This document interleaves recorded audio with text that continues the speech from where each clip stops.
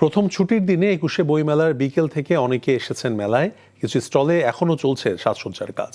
মেলার খবর জানতে সরাসরি চলে যাচ্ছি সহকর্মী আবির হাসানের কাছে। আবির, মেলায় লোক সমাগম কেমন দেখছেন? স্টল মালিক এবং আগতরা কি বলছেন মেলা নিয়ে? তৌফিক, আজকে মেলার ঠিক অমরকিশোর বইমেলার দ্বিতীয় দিন। তো এই দ্বিতীয় দিনেও এখন পর্যন্ত কিছু স্টলের কাজ এখনও শেষ হয়নি, স্টলের কাজ চলছে। কিন্তু সকালে আজকে যেহেতু সাপ্তাহিক ছুটির দিন এবং ছুটির দিনের মেলার প্রথম দিন বলা চলে, সকালে ছিল শিশুপ্রহর, সকালেও কিছুটা ভিড় ছিল বেশ ভালোই। সন্ধ্যায় এই মেলার যে এই এরিয়া মোটামুটি খালি ছিল। এই সন্ধ্যার পর থেকেই দেখেছি যে দলে দলে লোকজন আসছে, বই কেউ কিনছে, কেউ দেখছে। তবে বেশিরভাগ মানুষ এখন পর্যন্ত দেখায় আমার পিছনে প্রচুর লোক সমাগম বাড়ছে আস্তে আস্তে করে।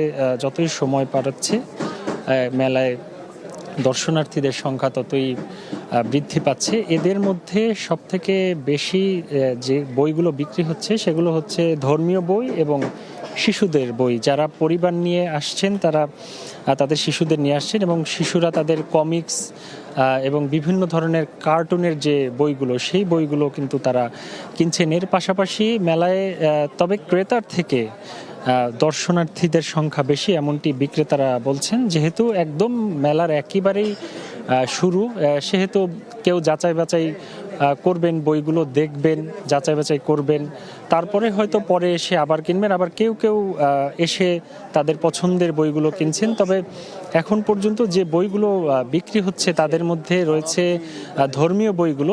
সেক্ষেত্রে যেটি বলছিলেন এখানের যারা বিক্রেতারা, যেহেতু রমজান মাস, সেই রমজান মাস উপলক্ষে ধর্মীয় যে আচার রীতি বা সেগুলো জানতে তারা আসলে ধর্মীয় যে নামাজ পড়ার যে নিয়ম অথবা যে হাদিসগুলো রয়েছে সেগুলো সম্পর্কে তারা বিস্তারিত জানার জন্য আসলে এই ধর্মীয় বইগুলোর দিকে তারা ঝুঁকে পড়ছেন। পাশাপাশি যদি বলি যে শিশুদেরকে যে নিয়ে আসছেন, যারা গার্ডিয়ান রয়েছেন তারা শিশুদেরকে নিয়ে আসছেন। শিশুরাও তারা বইয়ের সম্পর্কে জ্ঞানের পরিধি বাড়াতে, যেমনটা গার্ডিয়ানরা বলছিলেন, যেমনটি অভিভাবকরা, যে শিশুদেরকে সেই জ্ঞান চর্চা অব্যাহত রাখার জন্য শিশুদেরকে তারা এই বইমেলায় নিয়ে আসছেন। এখন পর্যন্ত যদি বলি যে আস্তে আস্তে ভিড়ের সংখ্যা বাড়ছে, তবে ক্রেতাও ভালোই আছে। তবে সামনে বিক্রেতারা এমনটি বলছেন, সামনে বিক্রি আরও বাড়বে।